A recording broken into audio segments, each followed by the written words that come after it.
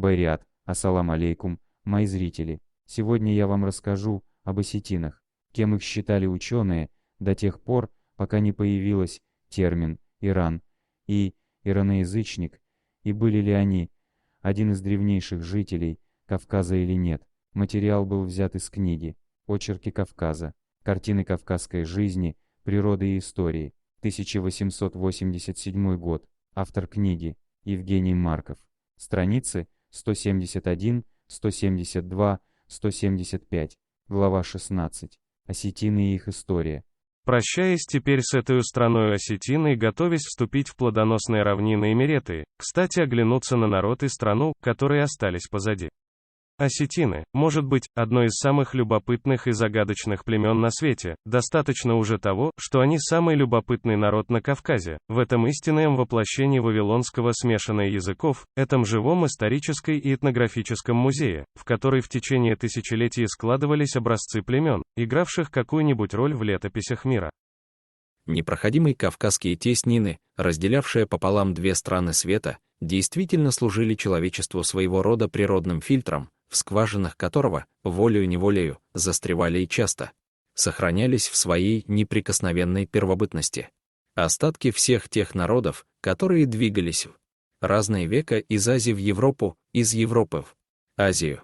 Теперь трудно сомневаться, что осетины, или осы, называющие, впрочем, сами себя Иран, представляют собой одних из первобытных обитателей Кавказа и один из самых старых народов индоевропейской семьи, гораздо старше германцев, славян и ПР, все заставляешь думать, что имя асы, то же, что азы, хорошо известные древним географам и историкам, известные и нашему летописцу под именем Ясов, побежденных Святославом вместе с Косогмы.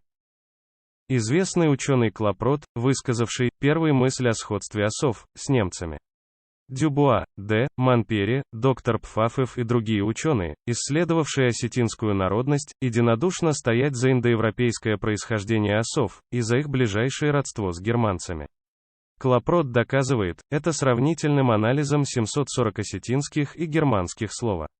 Некоторые осетинские слова действительно поражают своим родством с европейскими корнями, так гора по-осетински хох, по-немецком хох, высокий, все, алы, немецком ал.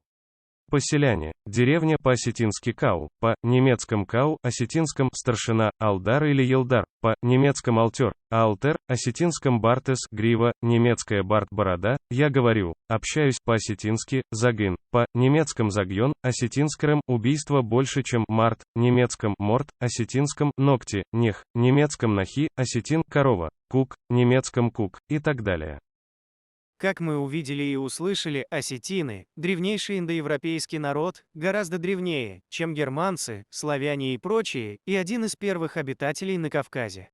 То, что осетины – один из древних обитателей Кавказа, это и говорил грузинский историк Дмитрий Захарович Бакрадзе, его слово можно почитать в книге грузинского историка Захария Чичинадзе. Книга называется «История осетин» по грузинскими источниками.